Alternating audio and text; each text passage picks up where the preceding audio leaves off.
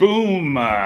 Hey, guys, we are back for the 83rd episode of Redroom. And today we have good old Brenden Grey on the show. We were talking offline before, I've bought somewhere between, well, we'll call it 500 and 800 homes from Brenden. I don't know the number. It's just a number. I don't have any way to keep track. I don't have some cool CRM that tracks Brendan's numbers and it's like, Chris, I want to know the exact number right now.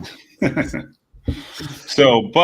I wanted to jump into a little bit. If you've watched my social media, if you follow the little at Chris Hyman on Instagram and you follow my social media, I've put a couple posts out about seasonality versus the good old 18-month interest rate lows that we have, right? And I was like, who's going to win? It's going to be a boxing match. So I just wanted to let everybody know that seasonality is just kicking our ass. It's just winning. For sure.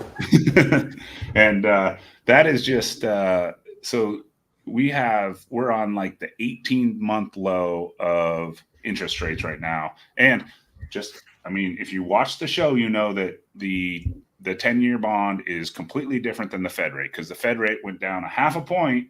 And what happened after the Fed rate went down? Interest rates ticked up like, a quarter point. So, but we're not locked on. The 10-year bond is not locked, which is what interest rates are based on. But we did see like a full point decrease probably over the last 2 months. We're on an 18-month low. I think I saw a flyer come across FHA 5.25. Come on.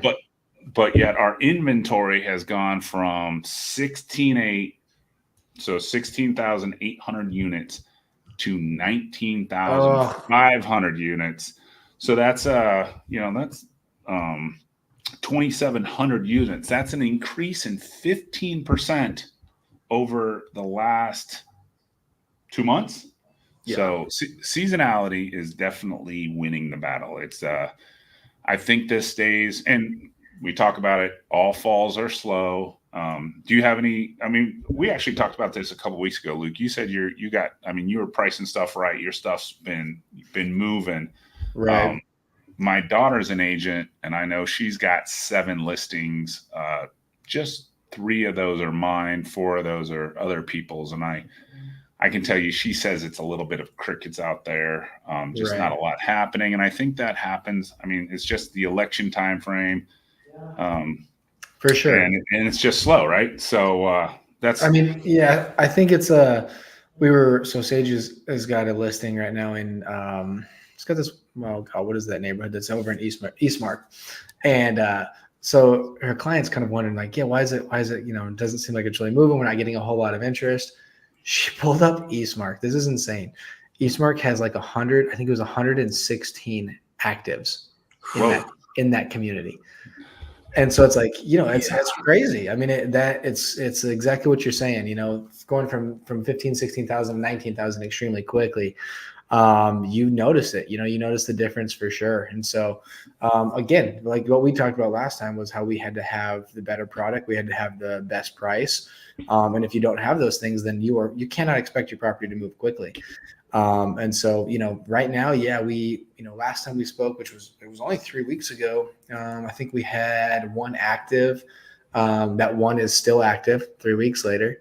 We did 1 price drop on it. We added a new one to the market.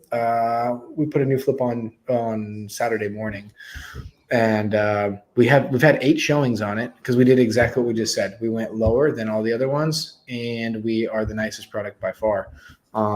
And I mean, we've had 8 showings, and today's Tuesday, so it's been 3 days, and it sounds like we should be getting an offer today. So, I don't know. It's kind of, it's that same exact thing of just making sure that, if you are going to press something to move, you got to have all the correct things to make sure it does move quickly.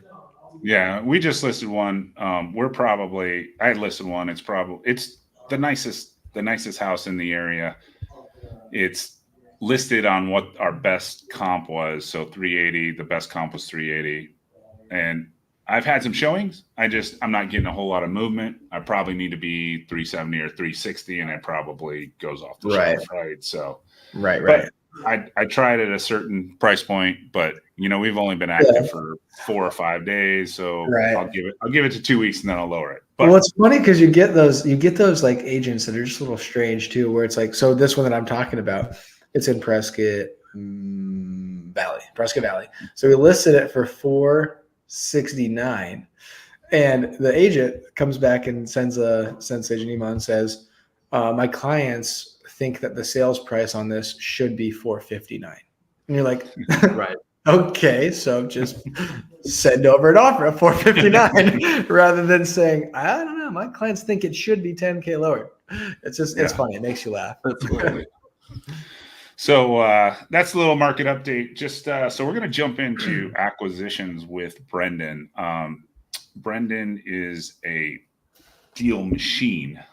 We should just call him Deal Machine, but I think there's a software out there called Deal Machine, so I think we can't copyright that. Deal Monster, maybe. Yeah, Deal Monster. But Brenden has run a crew for, I don't know, how many 4 years you've been in the business? 5 years? Sorry, almost 6.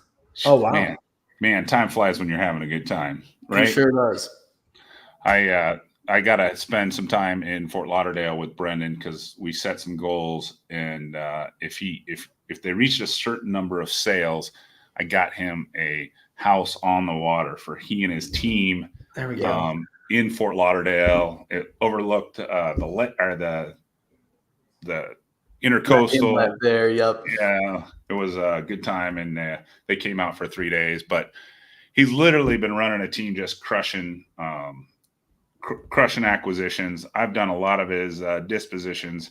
I've been fortunate to do a lot of his dispositions, and that's how we've done the 500 to 800 deals that we've done. But so with that, and we know that Luke over there is an acquisition monster as well, and so we're just going to jump into acquisitions. So what's in the entire? I mean, we've cold call, we've text messaged. There's PPL, there's PPC. I don't know if you've done any door knocking or anything. What's been your favorite? Like, what's been just that's just like this is if I could do this all day, I'd just do it all day. With acquisitions, and there's, for me, there's been a few different ways that we'd love to go out there and get the deals. We love working with other wholesalers, business to business relationships like that. I love to thrive in that realm. I also love the business to business kind of idea with other real estate agents. I almost look at that as a direct to seller avenue because, sellers oftentimes when they want to sell, they're going to be thinking of their local real estate professional first and foremost to go and get that opinion from. And so if we can be in communication with them and communicate with them almost the same way, similar in a fashion, how we would with a seller, that can be really cool. And then, speaking with sellers directly, whatever the lead source might be, that's always probably one of the most fulfilling things. You can really have a touch on what's going on with that person, what's going on in their life. Who are they? You can really build a friendship, like a long-lasting, lifelong friendship in a seller. And the same thing with wholesalers and stuff like that. But, I would say direct to seller marketing and acquisitions, that's probably where my passion ultimately lies. And I've built such a large skill set there within the sale, working with sellers and homeowners and stuff like that, within agents and wholesalers, you're really just replicating when you get down to the thick of it, or, when you get underneath everything and you open up the hood, you're really just kind of helping those people with their seller problems.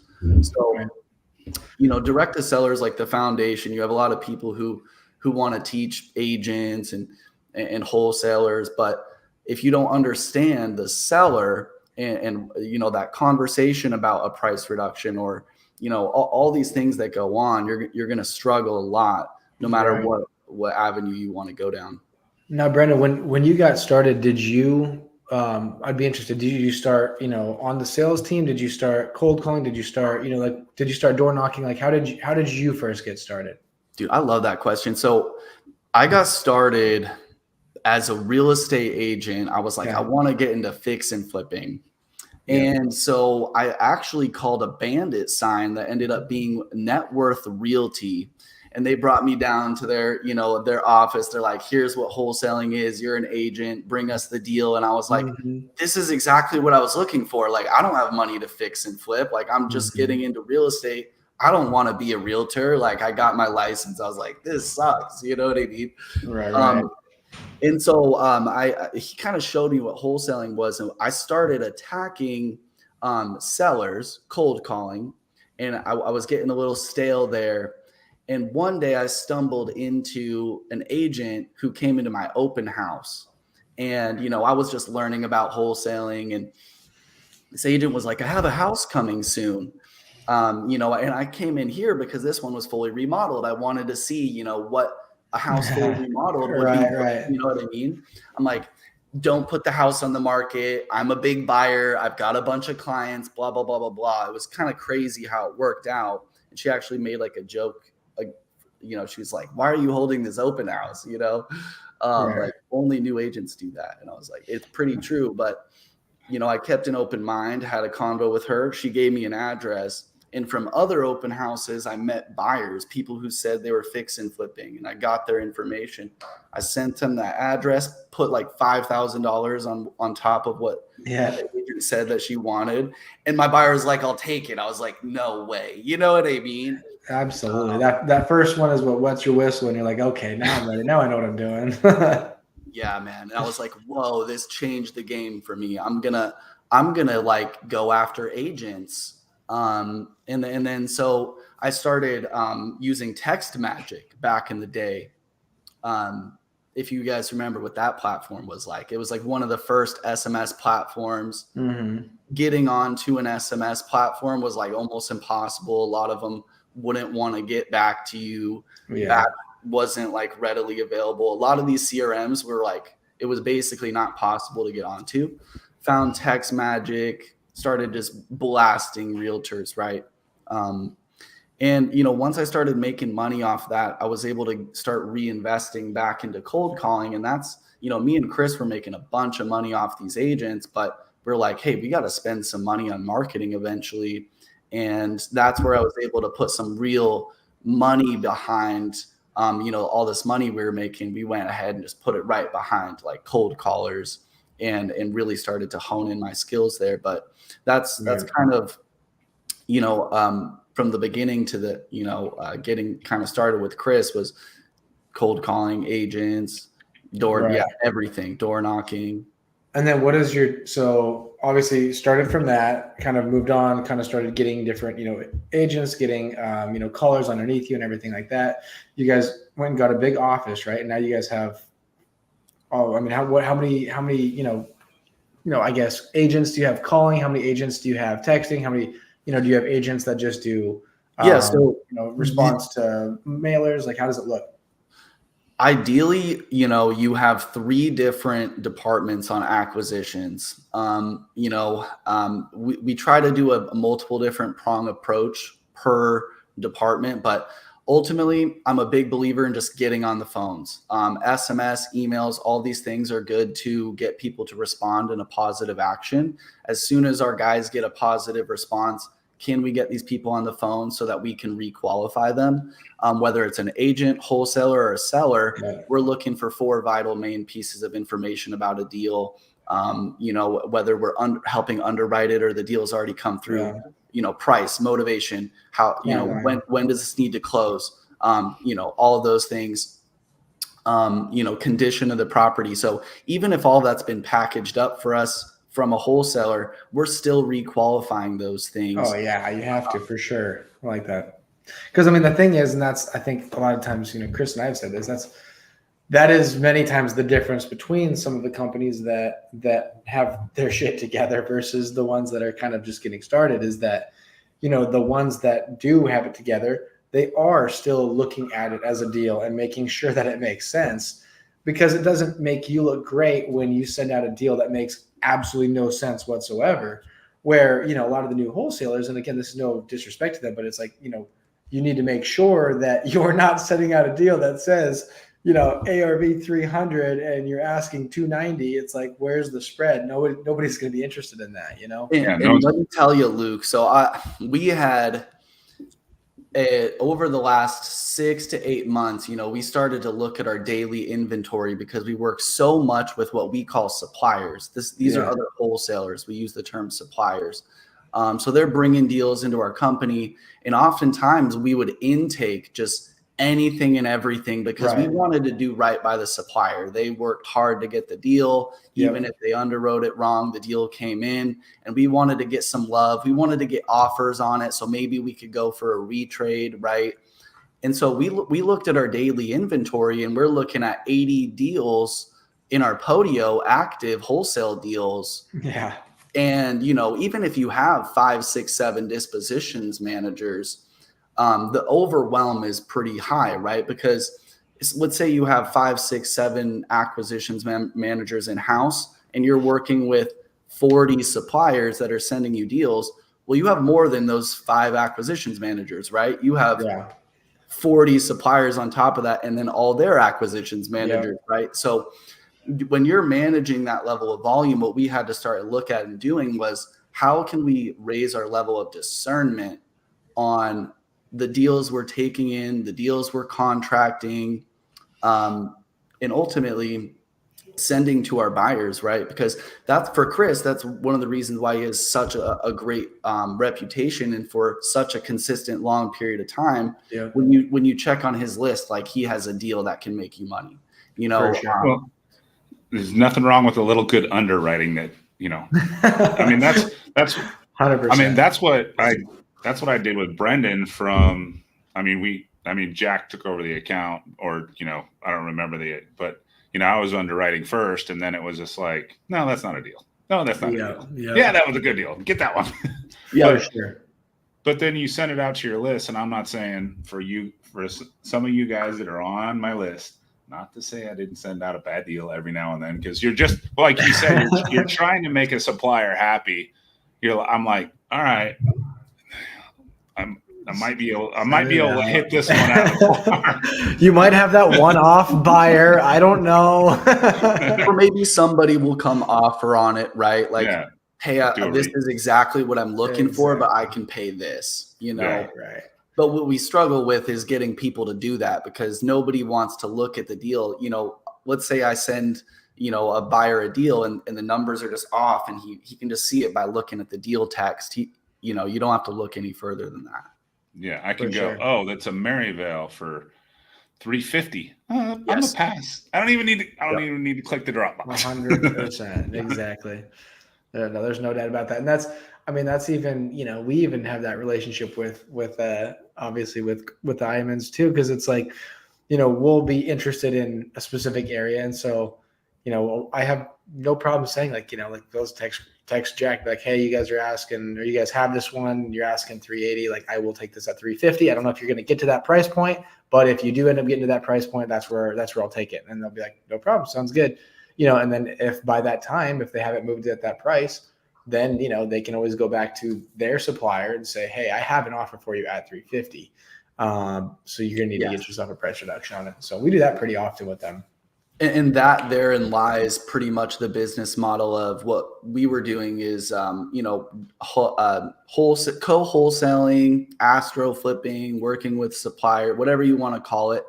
That's pretty much the one of our main focuses and models that, so actually the joint venture kind of model was our number one revenue producer, on top of, you know, beating out agent outreach, beating out direct to seller. But, and it kind of, like Chris was kind of mentioning, it's coupled with your disposition skill set and your ability to be able to have a dispositions process, a strong buyers list. And that's what makes you attractive to have these other wholesalers work with you, you know, if that's going to be your thing, right? But you're selling your dispositions, if that makes sense, as an acquisition. It's really, really cool. Right. And then Brenden, do you guys do much fix and flip? Do you guys do do you guys hold on to properties for long term? I mean, what's that kind of look like on that side? Because obviously you have so many deals, that you guys have coming in. Do you just dispo everything? Like what is kind of your guys' breakdown? So last year, 2023, on the tail end, we were looking at our business model and we're like, hey, we're not flipping, but we have all of this inventory. We see every single deal in Maricopa County. That's a wholesale deal. We see it. Let's offer on the ones that, hit a specific criteria and start to try and cherry pick the best of the crop, the cream of the crop inventory that's being sent to us. And so we weren't flipping. We started to look at that model and we started to do it. We did raise a capital, we brought in a capital partner to help fund a volume of deals. We got in and out of 10 deals since the tail. I want to say it was like November 2023. And so now we're actually still holding on to one of them. And so like kind of tailing off of your conversation about, just the market, the state of the market and stuff like that. We were cranking probably really, really well all the way up until I would say the beginning of the summer. And then we did get kind of hit with seasonality. Definitely for sure. Seasonality. And then, a thought that I had too, Chris, was like coupled with the interest rate climate, a thought that I had while you guys are talking was like, I think of it as, if I'm buying stocks or I'm looking at buying a stock, I don't want to go in and buy a stock while it's dropping, right? I kind of want to see it hit a bottom and then I'm going to see some assurance that it's going to go back up and then I might re-enter into the marketplace. But right now we're in a place where it's like any logical person, great, rates are coming down. But what I look at, it's like, well, when are they going to now stop coming down? Because I don't want to go buy right now. And then, in 2 months, I could have gotten an even better rate, Yeah, I don't think so. I think, like I said, we saw an FHA at a 5.5. We're going to get another bad job. The jobs report is it's a game, right? They put it out and then they adjust it 2 days later or a week later. It's not even a real report. But like you get a bad jobs report, you get people like the last bad jobs report had the NASDAQ drop 1,000 points in a day, right? People were running from stocks. But if you look at the Dow hit the highest point it had 7 days ago or whatever. So it's just it's all cyclical as cash goes out of stocks into bonds.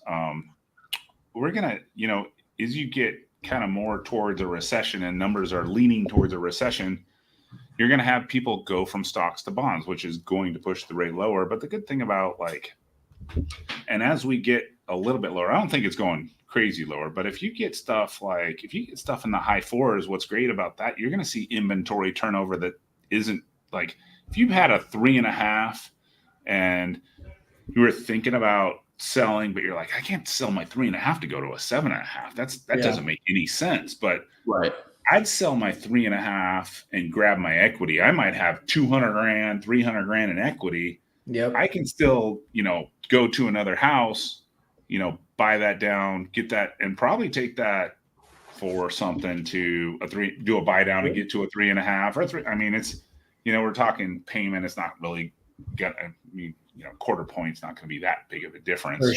For sure. So especially if you're trying to upgrade the house, so you might even have more inventory moving.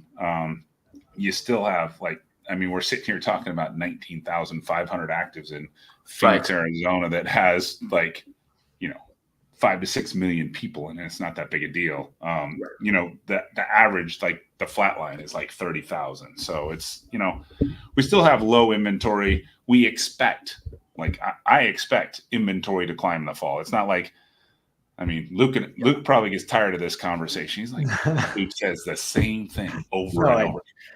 No, that's good. It's good knowledge to have for everyone. So, but yeah, I think come November 15th, people are like, oh man, this 5.7, this 5.25. I might grab it. I'm ready to move. I'm ready to go. And especially when I'm with you 100%, Chris, because exactly what you're saying. It's like if that say someone is at the 3.5 and they lock that up at whatever in 2019 or 2020 or whatever it was, right?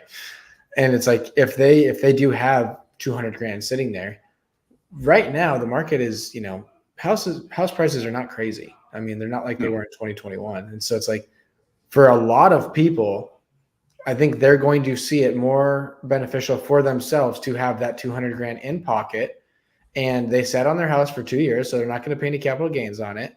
Yeah. And they will be able to say, okay, you know what? I will pay an extra $1,000 a month for my payment right now if I'm getting into the house that I've always wanted now, and I get to put 200 G's in my pocket, or whatever it is. They're going to put 60 grand down on their new house, and they're going to still have 140 or whatever it might be. And so it's like I think that's a serious thing to think about, where I think that a lot of people are in that position.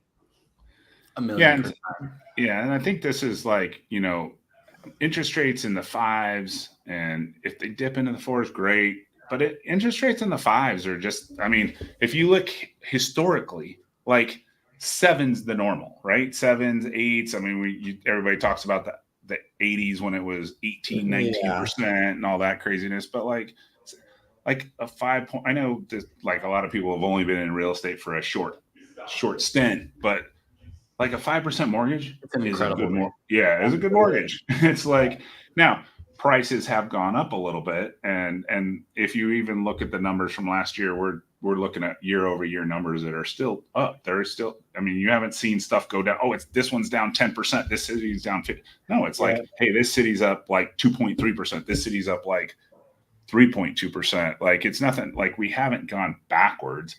And if we get interest rates in the 5s like they kind of are right now, I mean, it's just, this is the new normal. It's just, that's the new normal. I mean, the COVID years of 2.75 and 2.875, and I mean, I took some chips off the table. I had a mortgage on a $500,000 house. Now it was 2.875. Who wants to sell a house that has a mortgage of 500,000?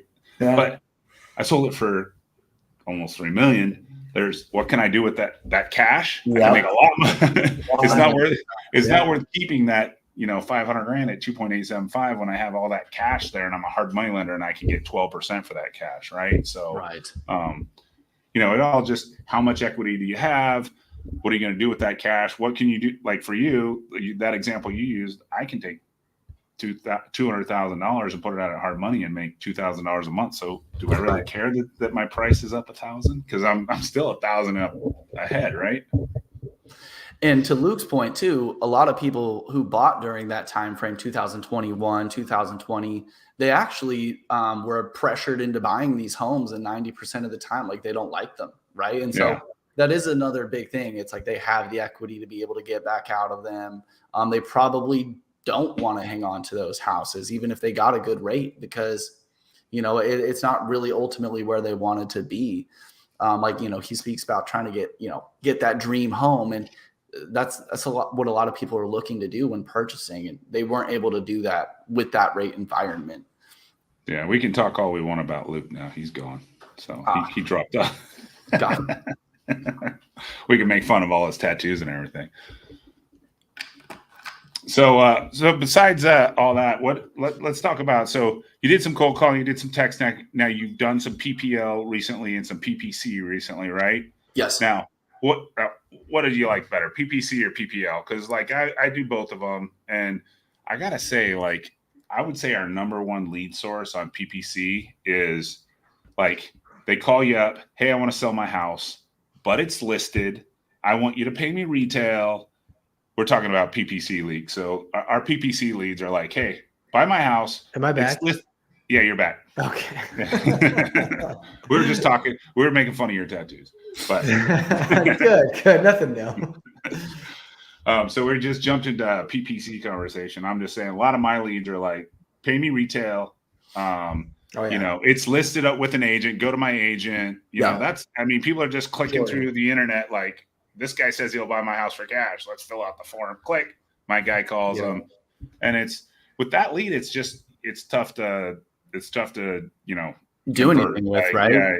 Yeah. For sure. And for me, when I look at PPL, PPC, and it just depends who you are. If you're somebody who you have your own PPC dialed and you're controlling and pulling the strings on your, your AdWords and stuff like that, that can be probably the way to go for you.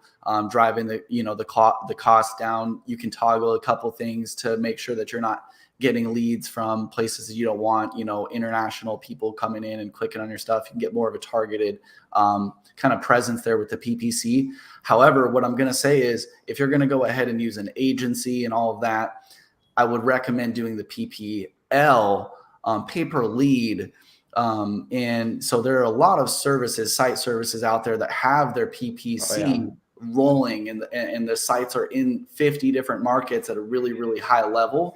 And so you can go into these sites, create an account, toggle on, where you want to be marketing in a very, very almost as pinpointed as if you're cold calling. At the end of the day, you can turn off the international stuff for PPC, but it's really hard to get super, super, super targeted. You're still going to get a lot of rural stuff. You're still, going to hit some things that you don't want. The one things I really love about a lot of the PPL companies, they'll warranty their leads to an extent. So let's say you do get leads that come through.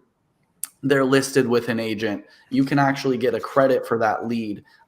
You have a lead that comes through and it's a bad phone number, that type of thing. You can go back to them and get credits for those leads and make sure that you are getting some leads where at least it could be a listing referral, or you could turn it into a novation, or there could be some type of monetization there or long-term nurture to turn it into that cash deal. But it's almost a little bit of a insurance policy going PPL. The other cool thing is you can toggle your budget however you want. So, you can turn it up, you can turn it down. Turn it off. You can turn it off. Right. Yeah. And with a lot of, let's say if you're going to a PPC agency, you might have a big chunk of your change just going towards their agency fee. That's money that could be going towards $150 a lead, $3,000.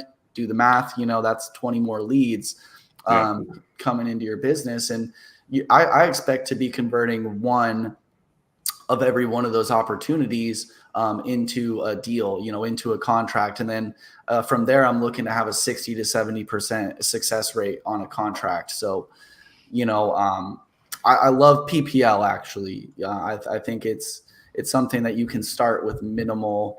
Yeah. The PPC is kind of, if you're the big guy and you're going to just go, that's just going to be one of your lead channels. But if you're just, a solopreneur, like the PPL is like, you can set it up in a day. Yeah. That you're not going to need a landing page. You're not going to need a website. You're not going to need CallRail. It's literally, it's going to drop into your email. It's going to send you a text message. Yes. And you're picking up the phone and you're calling back, and that's it. It's pretty easy. And like Brenden said, it's nice. I mean, yes, you're going to pay a little bit extra for that, knowing that you're going to get some back if it is a bad number or if it is, on the market, stuff like that. But it's worth it, because it's like if you average it out and you end up having, we usually end up having probably out of a batch of 25, I would say we probably have 3 or 4 that end up being either listed or, bad number or something like that. And so, same exact thing. What they do is they give us 3 or 4 back. So it's kind of cool. Yeah, that's awesome. Well, cool, guys. We usually try to keep this at 30 minutes. Brenden, thanks for jumping on. Your wealth of knowledge. I mean, for a guy that's been in the business for 5 to 6 years, I mean, he's got to have 1,000 deals under his belt. He's just slinging houses like this. Hell yeah. Thank you guys for having me. It's an honor. Anytime. Of course. We'll do it again soon. Let's do it, man. Appreciate All it. right, so we're always here on Tuesdays. Come back. You'll see us on the Phoenix RIA Facebook group, and then you can find us on the Viking YouTube channel or on the Just for Flips YouTube channel. Speaking of, how about those Minnesota Vikings? Ooh. Those Steelers look good too. All right, I'll give you the Steelers as well, Chris. The 3-0 Vikings and the 3-0 Steelers. Who would have thought? Who the hell would have thought? If you would have told me Darnold and Fields were going to be our starting quarterbacks and we're going to be 6-0 against some pretty good teams, I would have told you were crazy. Yeah. Take those bets, right? For sure. All right, guys. Catch you later. All right, guys. Thank you. Later.